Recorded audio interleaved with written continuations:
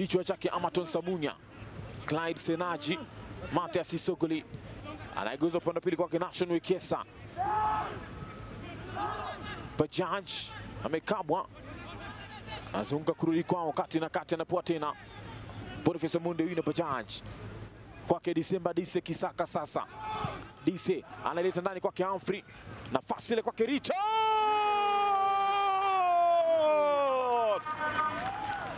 Richard Mundi ameitafuta kweli kweli. Mwisho wa siku ameipata.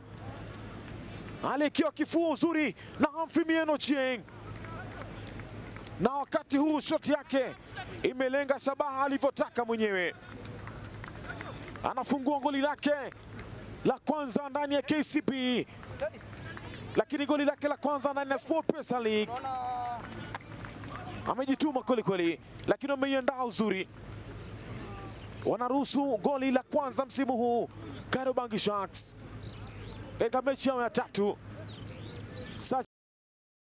Haijakuwa mechi rahisi kama nilivyokuambia kwamba tulijua kumiliki mipira na kutumia zile nafasi ama mianya. Nilijua kwamba na tulijua kwamba Kariobangi Sharks ni wazuri na walikuwa wanatamani sana kutumia hizo nafasi, haswa kipindi cha pili.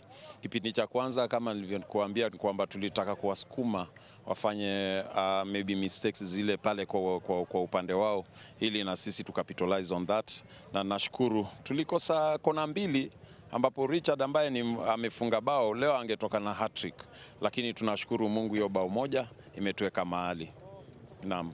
Hapo kwa Richard ni kijana mdogo ambaye ameingia msimu huu, lakini ameonyesha kitu, na ndio maana nyinyi kama sehemu ya technical bench mnaweza kumwamini kweli. Naam, tunamwamini manake wajua ni ba mdogo yule, na ndio msimu wake wa kwanza, mechi yake ya 3 hii, kijana na bidii. Kuna vitu bado lazima turudi kwa uwanja mazoezi, ili akuwe pia na uhakika, manake hizo kona mbili zilipita tu mguuni mwake, lakini tunasema lazima pia tumpatie motisha na lazima tumpatie ile support ili mechi zijazo atusaidie. Lakini ukiangalia kama team tumecheza vizuri. Kariobangi Sharks walikuja kipindi cha pili wakitamani sana, wakitafuta bao la kusawazisha, lakini nashukuru ngome yetu ya ulinzi pamoja na wale wamiliki wakati walitia bidii sana. Ukumbuka pia tuko na mzoefu Humphrey Mieno. Nafikiri ameongoza vijana wake vizuri pale katikati. Kutounda nafasi mwafaka za kufunga. Nafikiri leo labda tumekuwa nafasi moja tu ile ya Mark Vivan, na imekuwa ligi ngumu kwa maana timu kama zinashinda na bao moja kwa nunge, inamaanisha msipounda nafasi vizuri nao pia wanazuia vyema. So siwezi ongelea experience, nafikiri labda tungeitumia ile moja, but hatuundi nafasi zaidi za kuweza kufunga. Sasa bila shaka hapo kuna kazi kuelekea kwenye uwanja wa mazoezi, kwa sababu nina imani wewe uridhiki na hicho ambacho kinatokea kwenye timu, na nina imani unahitaji zaidi ya kile ambacho unakifanya kuelekea kwenye uwanja wa mazoezi. Labda unahisi unapasa kupush wapi kuhakikisha nafasi zinatengenezwa zaidi na mnapata magoli? Nafikiria mbele, kwa maana lazima tuanze kupata combination ambayo inaweza fanya kazi vizuri mbele.